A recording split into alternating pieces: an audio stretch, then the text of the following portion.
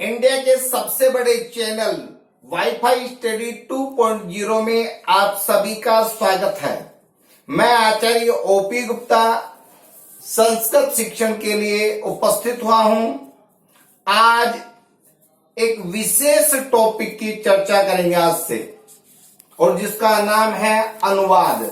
अनुवाद में पहले सामान्य अनुवाद की बात करेंगे। सामान्य अनुवाद का मतलब है यहां पर जीरो से, कि जिसको कुछ भी नहीं आता अनुवाद के बारे में, तो पहले उन अनुवाद की चर्चा अपन करेंगे, ठीक है। फिर वापस है आपको अभी मैंने संधि का उपसर्ग का वर्ण संधि और उपसर्ग 3 टॉपिक कराए हैं। मैं इस टॉपिक को पहले इसलिए ले रहा हूं कि जिन स्टूडेंट्स जो भी स्टूडेंट जिनके पास में 10th तक संस्कृत थी और डायरेक्ट जो रीट में बैठ रहे हैं, उनके लिए ये सबसे बड़ी समस्या है।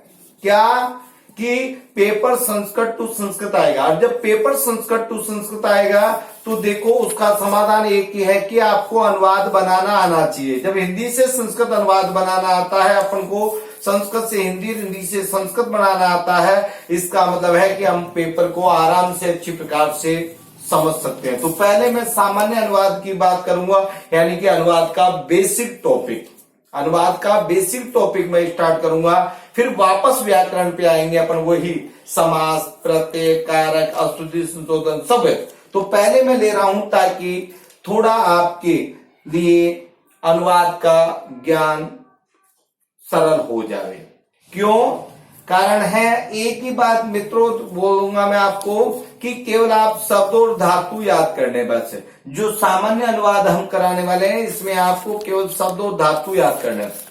तो इसमें केवल आपको शब्द और धातु याद करके उपस्थित होना, प्रत्येक क्लास में शब्द और धातु याद करके आना। जय श्री कृष्णा, राधे राधे,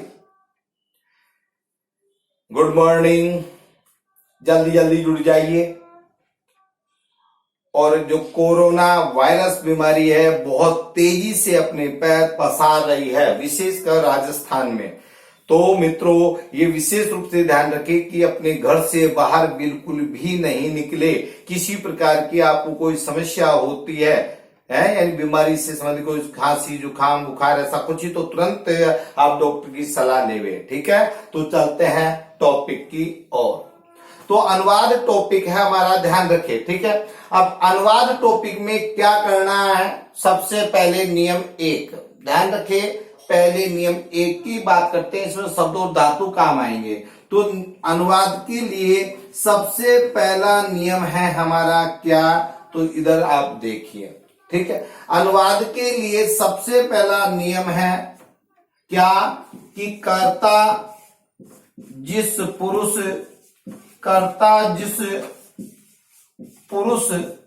व वचन का होता है, कर्ता जिस पुरुष व वचन का होता है, क्रिया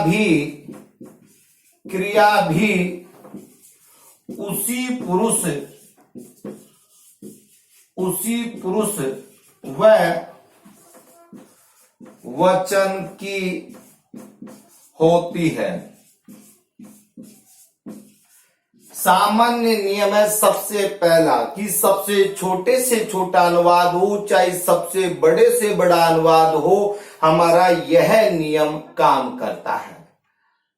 अभी पहले इस नियम के अनुसार ही कार्य करेंगे अपन, पूरे अनुवाद इसी के बेस पे करेंगे।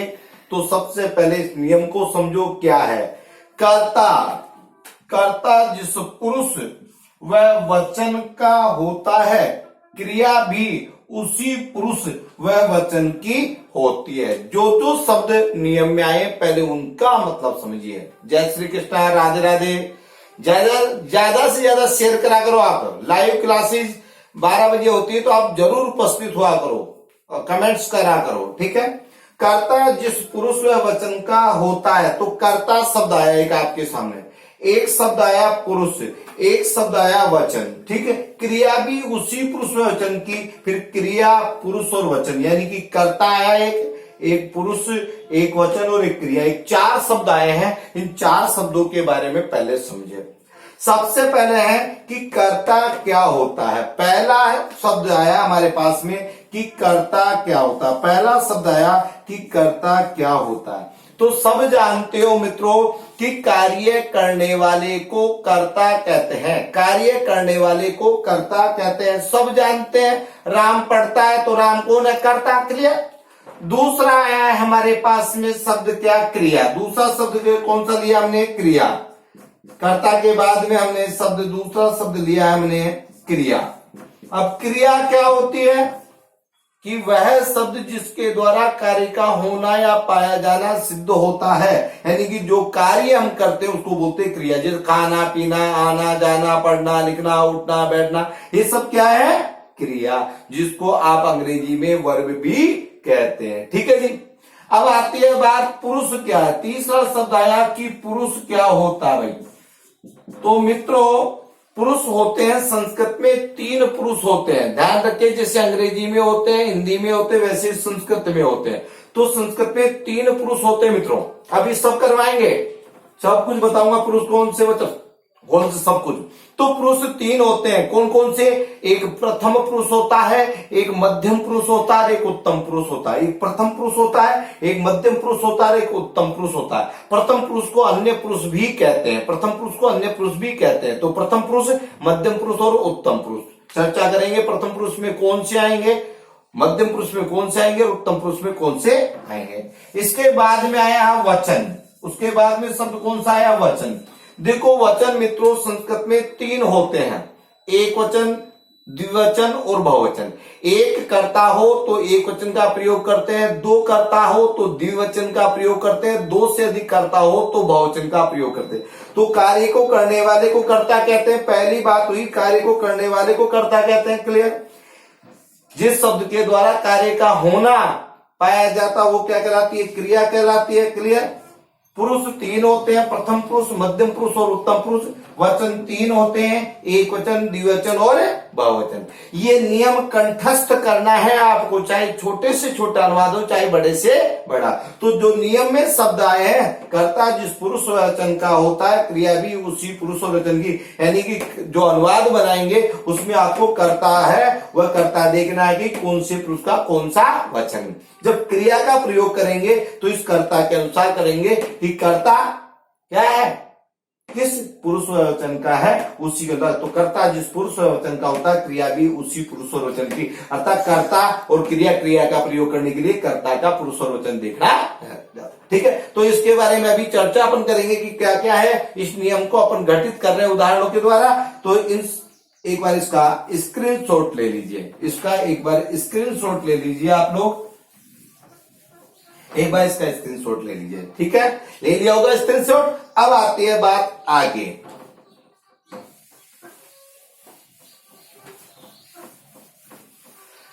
मित्रों ज्यादा से ज्यादा शेयर करो, अपने जो भी मित्र हैं उनको, जो भी परिचित है, ठीक है, ज्यादा से ज्यादा शेयर करो अपने ग्रुपों में। अब आती है पुरुष और वचन क्या है। कर्ता क्रिया की बात हो गई, अब आती है कर्ता और क्रिया तो अपन देख लेंगे। अब आती है पुरुष और वचन क्या है। ठीक है, तो पुरुष और वचन की बात करते हैं। तो देखिए मित्रों, प्रथम पुरुष, मध्यम पुरुष और उत्तम पुरुष। ध्यान रखिए 3 पुरुष बताए हमने। पहला होता है प्रथम पुरुष, दूसरा होता है मध्यम पुरुष और तीसरा होता है उत्तम पुरुष। जो प्रथम पुरुष होता है उसको अन्य पुरुष के नाम से भी जाना जाता है। प्रथम पुरुष को अन्य पुरुष के नाम से भी जाना जाता है। ठीक है, यहां पर है हमारा, देखो अब वचन की बात करेंगे तो एक वचन,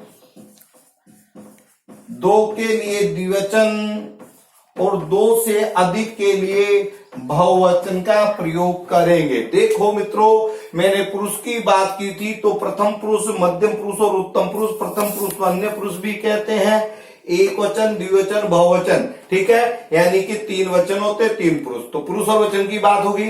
अब आती है कि कौन सा पुरुष कौन से वचन में कैसे आएंगे। तो प्रथम पुरुष के कर्ता कौन से होते हैं, मध्यम पुरुष के कर्ता कौन से होते हैं और उत्तम पुरुष के कर्ता कौन से होते हैं। एक बार इसको अपन देख लेते हैं। ठीक है, यहां पे आप देखिए। अब आता है कि प्रथम पुरुष में कौन से कर्ता आएंगे, मध्यम पुरुष के कौन से कर्ता आएंगे और उत्तम पुरुष के कौन से कर्ता आएंगे। ठीक है, एक बार इसका स्क्रीनशॉट ले लीजिए।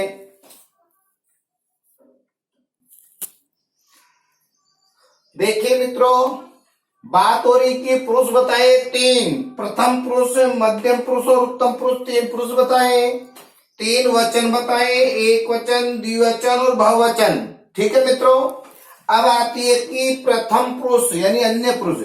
तो प्रथम पुरुष के कर्ता कौन है, मध्यम पुरुष के कर्ता कौन है और उत्तम पुरुष के कर्ता कौन है। ध्यान रखें, प्रथम पुरुष के कर्ता कौन है, मध्यम पुरुष के कर्ता कौन है और उत्तम पुरुष के कर्ता कौन है। प्रथम पुरुष की क्रिया कौन सी है, मध्यम पुरुष की क्रिया कौन सी है और उत्तम पुरुष की क्रिया कौन सी है। हमने एक कर्ता की बात की थी, एक क्रिया की, एक पुरुष की, तीनों पुरुष है, तीनों वचन है। तो पुरुष और वचन की, कर्ता और क्रिया की बात की है, बस यही की है अपने नियम में। अब देखिए, पहले मैं धातु पे क्रिया पे बात करता हूं। देखो, प्रथम पुरुष एक वचन में एक क्या बनता है, पठती बनता है, द्विवचन में पठत, बहुवचन में पठंती बनता है ना। क्लियर। उसके बाद में मध्यम पुरुष में देखो, पठसी, पठत है, पठत बनता है और उत्तम पुरुष में पठामी, पठावे, पठामे बनता। तो ये तो मेरे हिसाब से सभी स्टूडेंट्स को आता है। 10th के बाद में आज जो रीड का डायरेक्ट दे रहे वो सभी स्टूडेंट्स इतना तो जानते होंगे कि पठती, पठत, पठंती प्रथम पुरुष के और पठसी, पठत, पठत मध्यम पुरुष के और पठामी, पठाव, पठामे उत्तम पुरुष की क्रिया है। ठीक, अब आती है कर्ता कौन से। तो देखिए, नीचे से देखो आप, उत्तम पुरुष से देखिए, उत्तम पुरुष का कर्ता होता है, उत्तम पुरुष एक वचन का कर्ता होता है अहम, उत्तम पुरुष एक वचन का कर्ता होता है अहम। अहम का मतलब होता है मैं। ठीक है, तो उत्तम पुरुष एक वचन का करता है तो क्रिया भी उत्तम पुरुष एक वचन की आएगी। इसका मतलब अहम के साथ में हमेशा प्रथम पुरुष एक वचन की ही क्रिया आएगी। ध्यान रखो मित्रों, केवल लकार चेंज होगा, यानी लट लकार हो सकता है, लंग लकार हो सकता है, लिट लकार हो सकता है, लोट लकार हो सकता है और विधिलिंग लकार हो सकता है। ठीक है मित्रों, तो लकार चेंज होगा लेकिन और कुछ नहीं, केवल यहाँ पे रूप चेंज हो जाएगा कि ये लट लकार का है, लंग लकार होगा तो लंग लकार, और लोट है तो लोट, लिट है तो लिट और विधिलिंग है तो उत्तम पुरुष एक वचन का करता है अहम। तो उत्तम पुरुष एक वचन का करता है तो इसके साथ में क्रिया हमेशा उत्तम पुरुष एक वचन की लगेगी। तो अहम के साथ में क्या लगा, पठामी। अहम का मतलब होता है मैं, पठामी का मतलब होता है पढ़ता हूं, मैं पढ़ता हूं। ठीक है, उत्तम पुरुष द्विवचन का करता होता है आवाम। आवाम का मतलब होता है हम दोनों। आवाम के साथ में हमेशा उत्तम पुरुष द्विवचन की क्रिया आएगी, यानी पठावे। लट लकार की बात कर रहे हैं अभी, तो आवाम पठावे, अर्थ हो जाएगा हम दोनों पढ़ते हैं। उत्तम पुरुष बहुवचन का करता है वयम। वयम का मतलब होता है हम सब पठामे पढ़ते, हम सब पढ़ते। तो अहम पठामी मैं पढ़ता हूं, आवाम पठावे हम दोनों पढ़ते, वयम पठामे हम सब पढ़ते हैं। तो ध्यान ये रखना है कि अहम के साथ में प्रथम पुरुष एक वचन का क्रिया लगानी है, आवाम के साथ में उत्तम अहम के साथ में उत्तम पुरुष एक वचन की, आवाम के साथ में उत्तम पुरुष द्विवचन की, वयम के साथ में उत्तम पुरुष बहुवचन की क्रिया। अब आती है मध्यम पुरुष। मध्यम पुरुष का करता है त्वम। त्वम का मतलब होता है तुम, और त्वम के साथ में मध्यम पुरुष एक वचन की क्रिया है कि पठसी। तो त्वम पठसी, तुम पढ़ते हो। ध्यान रखो, लकार चेंज करेंगे अभी के लट लकार की, देखो दूसरे लकार अपना आप चेंज करेंगे जब अनुवाद बनाएंगे, उसकी टेंशन मत करो। युवाम पठता, युवाम का मतलब तुम दोनों, पठता है पढ़ते हो, तुम दोनों पढ़ते हो। युवम पठता, युवम का मतलब तुम सब पढ़ते हो। तो तुम पढ़ती, तुम पढ़ते हो, युवाम पढ़ता है तुम दोनों पढ़ते हो, युवम पढ़ता है तुम सब पढ़ते हो। अब एक बात ध्यान रखना हमेशा कि इन 6 कर्ता को छोड़कर, कौन से, उत्तम पुरुष के 3 और मध्यम पुरुष के 3, इन 6 कर्ता को छोड़कर जितने भी कर्ता आएंगे वे सब प्रथम पुरुष में आएंगे। बार बार बोल रहा हूं, अहम, आवाम, वयम उत्तम पुरुष के 3 कर्ता है, त्वम, युवाम, युयम मध्यम पुरुष के 3 कर्ता है। इन 6 कर्ता को छोड़कर जितने भी कर्ता आएंगे वे सब प्रथम पुरुष में आएंगे। कैसे, जैसे पुल्लिंग में स, तौ, ते, स का मतलब वह होता, तौ का मतलब वे दोनों, ते का मतलब वे सब। तो स तव ते वह वे दोनों वे सब पुल्लिंग में। स्त्रीलिंग में बनता है सा ते ता, सा का मतलब वह, ते का मतलब वे दोनों और ता का मतलब वे सब। बालक शब्द को लिया पुल्लिंग का, बालक है, बालकौ बालका, बालका एक वचन में यानी एक बालक, बालकौ दो बालक और बालका अनेक बालक। स्त्रीलिंग में बालिका शब्द को लिया, बालिका एक लड़की, बालिके दो लड़की और बालिका अनेक लड़की। तो देखो स प्रथम पुरुष एक वचन का स हो, सा हो, बालिका हो चाहे बालिका, उसके साथ में क्या आएगा प्रथम पुरुष एक वचन की क्रिया यानी पठती आएगी। स पठती, सा पठती, बालिका पठती, बालिका पढ़ती, वह पढ़ता है, वह पढ़ती है, बालक पढ़ता, बालिका पढ़ती है। वैसे स्त्रीलिंग यहाँ पे द्विवचन आया तो तव पढ़ता है, वे दोनों पढ़ते हैं, ते पढ़ता है, वे दोनों पढ़ती है, बालकों पढ़ता है, दो बालक पढ़ते, बालिके पढ़ते, दो लड़कियां दो बालिकाएं पढ़ती है। ते पठंती वे सब पढ़ते, ता पठंती वे सब पढ़ती है, बालिका बंधु अनेक बालक पढ़ते, बालिका पठंती अनेक बालिकाएं पढ़ती है। तो इतना सा ध्यान रखना कि अहम आवाम वयम उत्तम पुरुष से करता है, इनके साथ में उत्तम पुरुष की तीन ही क्रिया लगानी है। त्वम युवाम युवम मध्यम पुरुष से करता है, इनके साथ में भी तीन ही क्रियाएं लगानी है। बस इन 6 क्रियाओं को छोड़कर जितने भी कर्ता आएंगे वे सब प्रथम पुरुष में आएंगे। इन 6 कर्ता को छोड़ेंगे तो 6 कर्ताओं के साथ में 6 क्रिया हो गई, ये फिक्स हो गई। इसके अलावा जो भी कर्ता आएंगे उनके साथ में प्रथम पुरुष की क्रिया का ही प्रयोग होगा। तो मित्रों मेरे हिसाब से यहां तक कोई दिक्कत नहीं होनी चाहिए। एक बार हाँ में जवाब दे दो, किसी को कोई समस्या है? ठीक है, यस में जवाब आना चाहिए सबका। हाँ बोल दो, यस बोल दो, थंब दिखा दो। ठीक है, कोई भी समस्या हो आप बताएं। ऐसी इतनी जीरो से चल रहा हूं, जीरो से चलूंगा, इसके अनुवाद बताऊंगा आपको एक एक कहां पे कैसा। ठीक है, अब एक जिज्ञासा और होनी चाहिए आपके मित्रों। देखो मैंने अहम का जो मैं होता है उसके स्थान पे अनुस्वार लगाया। देखो अहम का जो मैं होता है हलंत, ध्यान रखो अहम जो आता है वह अहम कैसे लिखते हैं, इधर देखो मित्रों अहम कैसे लिखते हैं मित्रों। तो देखो अहम ऐसे लिखते हैं ना। अब इसके बाद में मैंने क्या लगा दिया, पठानी। अब देखो पठानी का यहाँ पे क्या है, व्यंजन। तो मैंने आपको संधि में पढ़ाया था, अनुस्वार संधि में एक मोनुस्वार सूत्र बताया था। वो कहता है कि मैं के बाद में कौन, पदांत मैं के बाद में, पदांत का मतलब पद के अंत में जो मैं है, कि मैं के बाद में व्यंजन आ जाएगा तो मैं किस में बदल जाता, अनुस्वार में। देखो मित्रों यहाँ पे मैं के बाद में क्या आ गया, प आया ना व्यंजन। यहाँ पे भी देखो प व्यंजन आ गया, यहाँ पे भी प व्यंजन आ गया, यहाँ पे भी व्यंजन आ गया, यहाँ पे भी व्यंजन आ गया, यहाँ पे भी व्यंजन आ गया। तो व्यंजन आ गया तो इस मैं को मैंने किसमें बदल दिया, किसमें बदल दिया, अनुस्वार में। किसमें बदल दिया, अनुस्वार में। देखो इसलिए यहाँ पर अनुस्वार लगाया मैंने, अहम में अनुस्वार, आवा में अनुस्वार, वयम में अनुस्वार, त्वम में अनुस्वार, युवाम में अनुस्वार, युवम में अनुस्वार। तो अनुस्वार लगाना आपको जो अनुवाद बनाने हैं उसमें हमेशा ध्यान रखें कि आपको अनुस्वार का प्रयोग करना है। यदि मैं के बाद में व्यंजन आ जाएगा तो सब जगह आपको अनुस्वार के रूप में लिखना पड़ेगा। अहम के बाद में पठानी आया तो मैं आ गया, यहाँ पे क्या व्यंजन आ गया तो मैं को अनुस्वार में लिख गया। इसलिए अहम पठानी को कैसे बनाया मैंने, अहम पठानी। ठीक है मित्रों, तो यहां तक किसी को कोई समस्या नहीं होनी चाहिए। बताओ कोई समस्या है तो एक बार इसका स्क्रीनशॉट ले लो और इसको अपने दिमाग में बैठा लेना, बार बार लिखना। बस यही है, यहीं से स्टार्ट होता बस।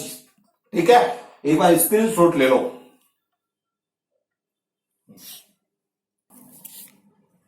ठीक है मित्रों, तो आगे बढ़ते हैं अपन। ठीक है, आगे बढ़ने से पहले एक विशेष सूचना आपको दे देता हूं। रीड का प्लस कोर्स स्टार्ट हो गया, रीड का प्लस कोर्स स्टार्ट हो गया है और उसमें मैं कल या परसों से संस्कृत का कोर्स और संस्कृत की शिक्षण विधियां स्टार्ट कर दूंगा।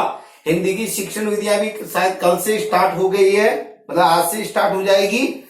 ठीक है, तो ध्यान रखें प्लस कोर्स में संस्कृत का कोर्स लेकर के, बिल्कुल संस्कृत का कोर्स परसों से, कल या परसों से संस्कृत पढ़ाना स्टार्ट कर दूंगा। संस्कृत पूरी व्याकरण, ठीक है, और पूरी शिक्षण विधियां पढ़ाऊंगा। तो जिनको भी पेड कोर्स लेना, प्लस कोर्स लेना, अनअकैडमी लर्निंग ऐप पर जाइए और वहां पर सिलेक्ट कीजिए आप। ठीक है, बाकी आज मैं वीडियो बना करके डाल दूंगा कि आपको किस प्रकार से कोर्स को वहां पे अप्लाई करना, किस प्रकार से फीस भरनी है, किस प्रकार से क्या डिस्काउंट मिलेगा आपको। ठीक है मित्रों, तो आगे की चर्चा करेंगे अपन, अलग से वीडियो आपको कल वीडियो डाल दूंगा मैं। ठीक है, देखिए अब आती है कि जो हमने कर्ता जिस पुरुष और वचन का होता है, क्रिया भी पुरुष और वचन की होती है, अपन उसी के अनुसार अनुवाद चलेंगे पहले, फिर उसके बाद में जो कारक है, अभी किल कर्ता की बात करूंगा मैं, किल कर्ता और क्रिया की बात करेंगे अपन, उसके बाद में कर्म, कर्ता के बाद में कर्म, करण, संप्रदान, अपादान, संबंध, अधिकरण, ठीक है, सबकी बात करेंगे। कर्ता में प्रथमा क्रम में, द्वितीय करण में, तृतीय संप्रदान में, चतुर्थी अपादान में, पंचमी संबंध में, षष्ठी अधिकरण में, सप्तमी।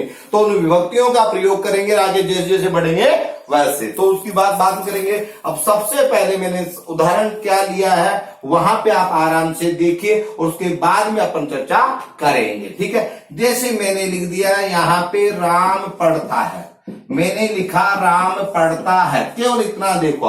अब मैंने दो ही शब्द लिखे भाई, बताओ इसमें राम कर्ता कौन है, कर्ता कौन, राम कौन है भाई, कर्ता, कोई समस्या नहीं होनी चाहिए। और पढ़ता क्या है, क्रिया, क्या है, क्रिया, ठीक है। अब सबसे पहले आपको देखना है कि कर्ता कौन से पुरुष का, ये देखना है। अब आपको मैंने बताया अहम, आवाम, वयम उत्तम पुरुष के कर्ता, त्वम, युवाम, यम मध्यम पुरुष के कर्ता। इन 6 कर्ता को छोड़कर जितने भी कर्ता है सब प्रथम पुरुष में। तो राम कौन से पुरुष का कर्ता हो गया भाई, कौन से पुरुष का कर्ता हो गया, प्रथम पुरुष का। ध्यान रखने, आपने कभी पूरी जिंदगी में अभी ऐसी संस्कृत नहीं पढ़ी होगी, ऐसा शिक्षण कार्य नहीं देखा होगा, बिल्कुल जीरो के अकॉर्डिंग पढ़ा रहा हूं, ठीक है, या ये पहली क्लास के स्टूडेंट को पढ़ाता वैसे तैयारी कराऊंगा, ठीक है। क्रिया पहले इसके बारे में देखो, कर्ता प्रथम पुरुष का। अब देखो कौन सा वचन है, अकेला ये नहीं, एक ही है भाई, राम एक ही है ना, तो प्रथम पुरुष एक वचन का रूप, ठीक है। क्रिया किसके अनुसार लगानी है आपको, कर्ता के अनुसार। क्रिया किसके अनुसार लगानी है, कर्ता के अनुसार लगानी है, कर्ता के अनुसार लगानी है। तो कर्ता राम पढ़ता है, तो राम करता है, पढ़ता क्या है, क्रिया। कर्ता कौन से पुरुष का है भाई, प्रथम पुरुष का। कौन सा वचन है, एक वचन। कर्ता में हमेशा कौन सी विभक्ति होती है, प्रथमा विभक्ति। कर्ता में कौन सी विभक्ति होती है, प्रथमा विभक्ति होती है। तो कर्ता में प्रथमा एक वचन है, राम शब्द का प्रथमा एक वचन क्या बनता है बेटा, राम है बनेगा, ठीक है। अब क्रिया किसके अनुसार बताई हमने, कर्ता के अनुसार। क्रिया किसके अनुसार बताई, कर्ता के अनुसार। कर्ता प्रथम पुरुष एक वचन का, लट लकार बोलते हैं वर्तमान का। तो लट लकार में प्रथम पुरुष एक वचन में क्या बनेगी, पठती, क्या बनेगी, पठती, ठीक है मित्रों। तो क्या बन गया, राम है पठती। क्या अर्थ बना है इसका, राम है पठती बन गया, ठीक है। आगे की चर्चा अपन कल करेंगे। इसी के साथ में जयतु संस्कृतम जयतु भारतम, आपका दिन शुभ हो।